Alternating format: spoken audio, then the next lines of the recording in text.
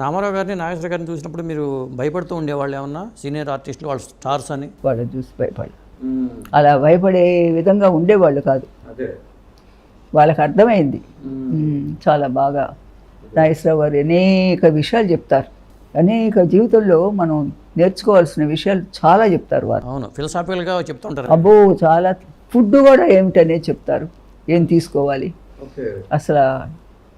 అవన్నీ golden days అవన్నీ వాళ్ళ పెద్దవాళ్ళతో అలా యాక్ట్ చేసే అవకాశం దొరకటం. ఇప్పుడు చండశాసనం చేశారు రామారావు గారితో, ఆ సినిమా ఎక్స్పీరియన్స్ చెప్పండి. అసలు మొదట ఆ వేషం ఎవరిని వేయాలని చాలా రోజులు తికమకగానే ఉన్నదంట. అప్పుడు దానికి పరుచూరి బ్రదర్సే కదా రైటర్స్. వీళ్ళు రామారావు గారి దగ్గర ఎవరు అంత ధైర్యం చేసి గబిక్కని మాట్లాడలేరు కదా. బ్రదర్, అన్నగారు శారద గారు అయితే ఈ వేషాన్ని బాగుంటారని మెల్లిగా చెప్పారంట వాళ్ళు.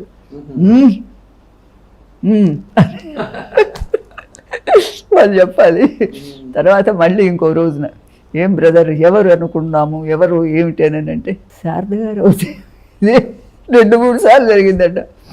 చివరికి ఒక రోజున బ్రదర్ వారినే మేము ఫిక్స్ చేసాం అన్నారంట. అలాగూ కొన్ని విషయాలు తలుచుకుంటే. ఆ సినిమాలో డైలాగ్స్ గుర్తున్నాయండి, చాలా పవర్ఫుల్ డైలాగ్స్ ఉంటాయి అసలు. హరిశ్చంద్ర ప్రసాద్ అంటూ వస్తుంది కదా, ఆ సీన్ ఒక్కటే చాలదండి. ఇంకొకటి ఉంది రామారావు గారిలో గొప్పదనం ఏంటంటే, సహజంగా వాళ్ళ ఇంపార్టెన్స్ చూసుకుంటారు కానీ పక్క వాళ్ళది చూడరు. వాళ్ళ పక్కన మనం ఎక్కడ తక్కువ అయిపోతామోనని వాళ్ళ ఇదిలో ఎక్కువ జాగ్రత్తగా ఉంటారు. రామారావు గారు అలా చేయలే. నో, క్యారెక్టర్ ఏంటి, సీన్ ఏమిటి, ఆ విధంగానే వెళ్ళి ఆ పిక్చర్లో నాకు అంత ఇంపార్టెన్స్ ఇచ్చి చాలా. ఒక సన్నివేశంలో బండి మించి పడిపోయారట కదా. అయితే తర్వాత షూటింగ్ ఒక ఇదికి వచ్చిన తర్వాత బ్రదర్స్తో, పరుచూరి బ్రదర్స్తో, ఏం బ్రదర్ వారు మమ్మల్ని తినేస్తున్నారు అట్లా ఓపెన్గా ఉంటారు వారు. అవును, చాలా. అసలు ఏంటండి, ఏ సీన్లో కూడా ఆ క్యారెక్టర్ ఇంపార్టెన్స్ ఎక్కడా తగ్గించాల. తను ఎక్కడ ఇదైపోతానన్న ఆలోచనే లేదు ఆయనకి. క్యారెక్టర్ మెయిన్, ఆ సీన్ మెయిన్. అలా అందరూ ఉంటారంటే నాకు తెలీదు.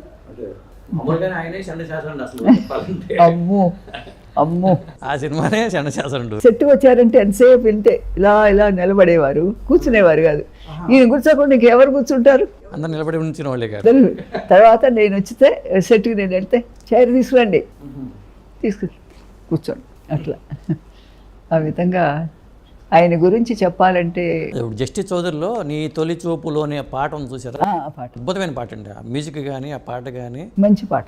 నాకు కనీసం 5-6 పిక్చర్లన్నా ఆయనతో నటించే అవకాశం దొరకటం నా అదృష్టంగానే భావిస్తున్నాను. అంతగా పెద్ద ఆయన, అంత గొప్ప వ్యక్తి, ప్రపంచవ్యాప్తంగా అంత పేరు పొందిన వ్యక్తి. ఉట్టి పేరు కాదు, మనిషి కూడా.